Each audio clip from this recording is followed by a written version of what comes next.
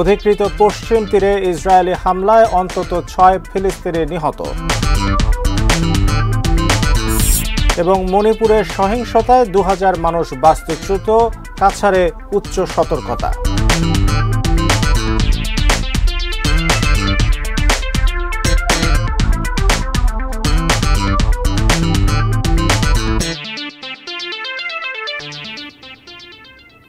ATN news দেখছেন। দেশের বাইরের খবরাখবর নিয়ে আমাদের প্রতিদিনের আয়োজন অ্যারাউন্ড দ্য ওয়ার্ল্ডে আপনাদের সবাইকে স্বাগত জানাচ্ছি। আমি শামসুল আরেফিন। এতক্ষণ শুনছিলেন সংবাদ শিরোনাম, এবারে বিস্তারিত। অধিকৃত পশ্চিম তীরে ইসরায়েলি বাহিনীর অভিযানে অন্তত ৬ ফিলিস্তিনি নিহত হয়েছেন। ফিলিস্তিনের স্বাস্থ্য মন্ত্রণালয় ও রেড ক্রিসেন্ট সোসাইটি মৃত্যুর খবর নিশ্চিত করেছে। ফিলিস্তিনি বার্তা সংস্থা ওয়াফা জানায়, মঙ্গলবার ইসরায়েল বাহিনীর একটি বিশেষ ইউনিট জেনিনের কাফরদান গ্রামে প্রবেশ করে একটি বাড়িকে ঘিরে রাখে। এরপর ফিলিস্তিনের ইসলামী জিহাদ সদস্যদের সঙ্গে তুমুল যুদ্ধ হয় তাদের। অভিযানের কথা স্বীকার করেছে ইসরায়েল বাহিনী। তারা জানায়, গোলাগুলিতে ৪ অস্ত্রধারী ফিলিস্তিনি নিহত হয়েছে। পশ্চিম তীরে ইসরায়েলি বসতি স্থাপনকারীদেরও আক্রমণের শিকার হচ্ছে ফিলিস্তিনি বাসিন্দারা। কৃষকদের জমি জবরদখল সহ তাদের উপর আক্রমণ চালাচ্ছে ইহুদিরা। ইসরায়েল সেনাদের সমর্থনে ফিলিস্তিনি শহরগুলিতেও হামলা চালায় তারা। ১৯৬৭ সাল থেকে পশ্চিম তীর দখল করে রেখেছে ইসরায়েল, তবে সাম্প্রতিক সময় অঞ্চলটিতে হামলা বাড়িয়েছে ইসরায়েল বাহিনী। লেবাননের দক্ষিণাঞ্চলে ইসরায়েলি বাহিনীর হামলায় হিজবুল্লাহর একজন জ্যেষ্ঠ কমান্ডার নিহত হয়েছেন। লেবাননের একটি সামরিক সূত্র এ তথ্য দিয়েছে। সামরিক সূত্রটি বলছে, ফিলিস্তিনের গাজায় হামাস ও ইসরায়েলি বাহিনীর যুদ্ধ শুরুর পর হিজবুল্লাহর যেসব সদস্য নিহত হয়েছেন তাদের মধ্যে সবচেয়ে গুরুত্বপূর্ণ এই ব্যক্তি। গাজা যুদ্ধের জেরে লেবাননের সীমান্ত এলাকায় সহিংসতা অনেকটাই বেড়ে গেছে। লেবাননের ইরানপন্থী সশস্ত্র গোষ্ঠী হিজবুল্লাহ এবং ইসরায়েলের মধ্যে পাল্টাপাল্টি হামলার ঘটনা ঘটছে। লেবাননের সামরিক সূত্রের তথ্য মতে, দেশটির জুয়াইয়া শহরে ইসরায়েলি হামলায় হিজবুল্লাহর জ্যেষ্ঠ কমান্ডার সহ মোট ৪ জন নিহত হয়েছেন। হিজবুল্লাহর বরাতে এএফপির খবরে বলা হয়, সংগঠনটির নিহত কমান্ডারের নাম সামি আবদুল্লাহ ওরফে আবু তালেব। তাঁর জন্ম ১৯৬৯ সালে।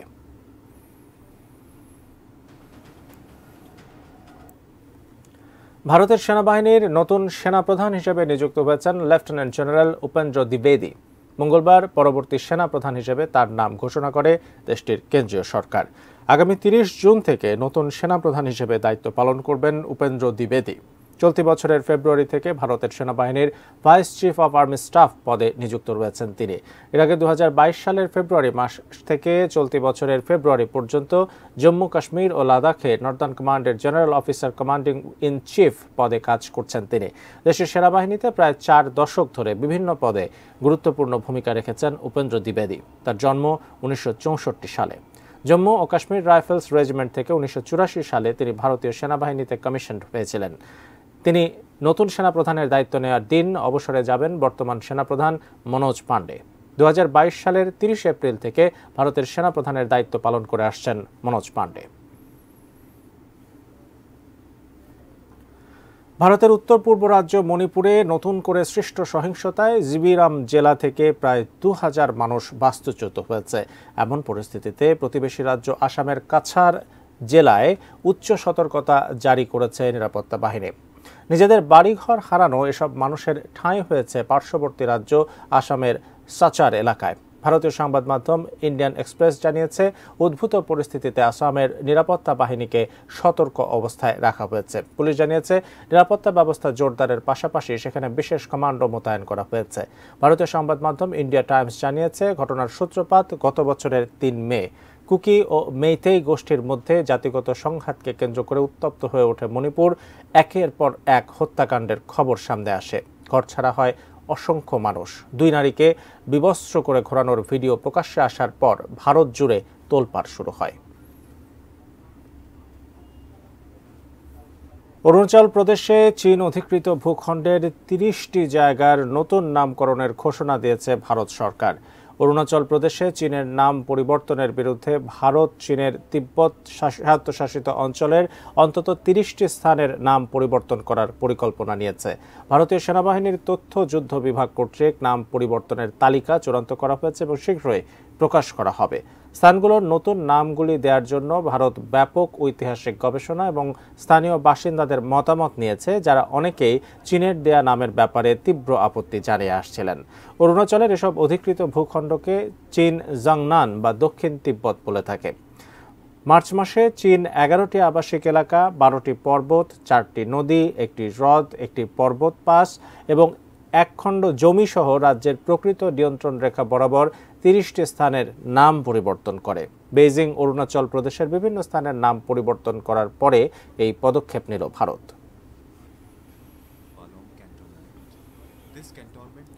ভারতের পশ্চিমবঙ্গে মানবদেহে আবারও বার্ড ফ্লু ভাইরাস শনাক্ত হয়েছে বলে জানিয়েছে বিশ্ব স্বাস্থ্য সংস্থা WHO।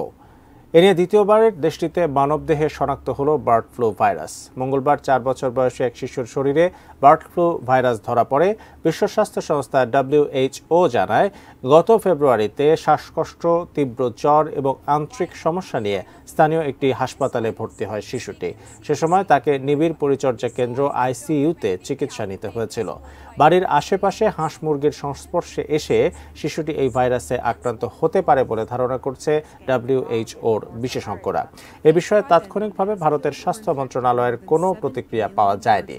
এর আগে 2019 সালে ভারতে প্রথম মানব শরীরে ভাইরাসটির এ ধরন শনাক্ত হয়েছিল। এক বিবৃতিতে WHO জানায়, গত 7 জুন অস্ট্রেলিয়ায় 2.5 বছর বয়সী এক মেয়ে শিশুর শরীরে বার্ড ফ্লু ভাইরাসের H5N1 এর ধরন শনাক্ত হয়।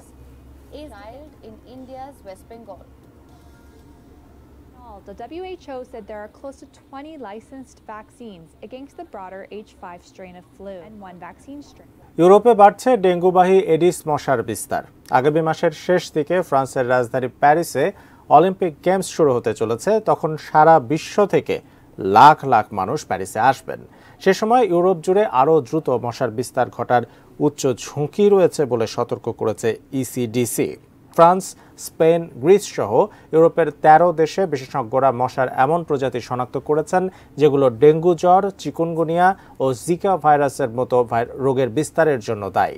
মশার এই প্রজাতিটি এডিস অ্যালবোপিক্টাস বা এশিয়ান টাইগার মসকিউটোস নামে পরিচিত। কর্তৃপক্ষ এরই মধ্যে প্যারিসের বিভিন্ন এলাকায় মশার বিস্তারের উপর নজর রাখছে এবং সেগুলো ধরে পরীক্ষা করা শুরু করেছে বলে জানায় BBC।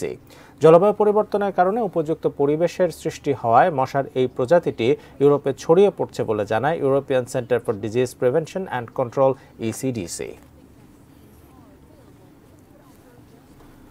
মার্কিন প্রেসিডেন্ট জো বাইডেন বলেছেন, আগ্নেয়াস্ত্র মামলায় ছেলে হান্টারকে দোষী সাব্যস্ত করে জুরি বোর্ডের দেওয়া সিদ্ধান্তের প্রতি তিনি শ্রদ্ধা বজায় রাখবেন। মঙ্গলবার এক বিবৃতিতে বাইডেন কথা বলেছেন। জুরিদের রায়ে বাইডেন পুত্রের 25 বছরের কারাদণ্ড হতে পারে। বাইডেন পুত্রের বিরুদ্ধে অভিযোগ, 2018 সালে উইলমিংটনের আগ্নেয়াস্ত্রের একটি দোকান থেকে তিনি একটি রিভলভার কিনেছিলেন। আগ্নেয়াস্ত্রটি কেনার সময় তিনি নিজের মাদকাসক্তি নিয়ে ফেডারেল কাগজপত্রে মিথ্যা তথ্য দিয়েছিলেন। নিজের মাদকাসক্তির কথা গোপন করেছিলেন তিনি। এ ঘটনায় হান্টার বাইডেনের বিরুদ্ধে 3টি অভিযোগ এনেছেন সরকারি কৌঁসুলিরা। প্রথম অভিযোগ, আগ্নেয়াস্ত্র কেনার সময় মিথ্যা তথ্য দেন হান্টার বাইডেন। দ্বিতীয় অভিযোগ, অস্ত্র বিক্রেতার নথিপত্র মিথ্যা তথ্য থাকার বন্দোবস্ত করেন তিনি। আর তৃতীয় অভিযোগ হলো, হান্টার বাইডেন অবৈধভাবে আগ্নেয়াস্ত্র নিজের কাছে রেখেছিলেন। হান্টার হলেন প্রথম কোনো ক্ষমতাসীন মার্কিন প্রেসিডেন্টের সন্তান যিনি ফৌজদারি মামলায় বিচারের মুখোমুখি হয়েছেন। অ্যারাউন্ড দ্য ওয়ার্ল্ড শেষ করব AI বিশ্ব সুন্দরী প্রতিযোগিতার খবর দিয়ে। বিশ্বের সবচেয়ে আলোচিত 3 সুন্দরী প্রতিযোগিতা মিস ইউনিভার্স, মিস আর্থ, মিস ওয়ার্ল্ড এর পাশাপাশি এবার আয়োজন করা হচ্ছে বিশ্বের প্রথম কৃত্রিম বুদ্ধিমত্তা সম্পন্ন AI সুন্দরী প্রতিযোগিতা। AI কন্টেন্ট নির্ভর ওয়েবসাইট FanView এর আয়োজক। কিভাবে বাছাই হচ্ছে AI সুন্দরী, জানাচ্ছেন অর্পণ মৈত্র।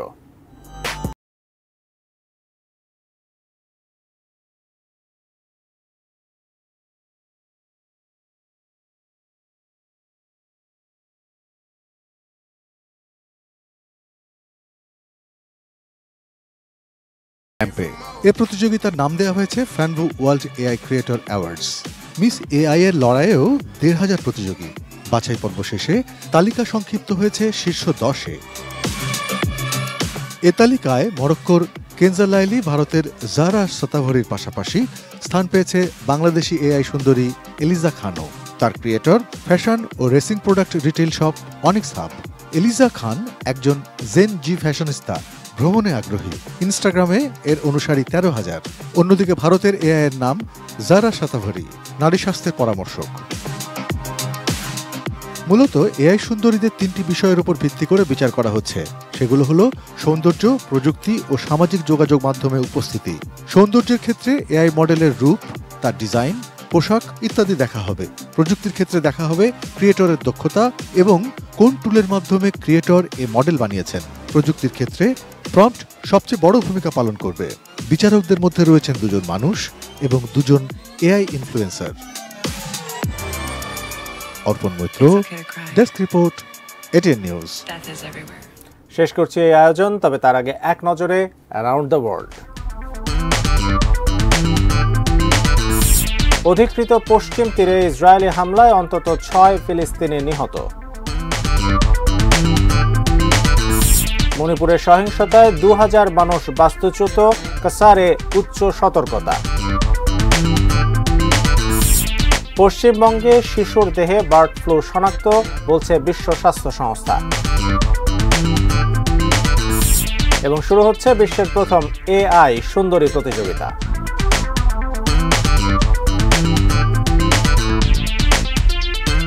এই ছিল অ্যারাউন্ড দ্য ওয়ার্ল্ড। এটিএন নিউজের সব খবর জানতে ভিজিট করুন www.atnnewstv.com।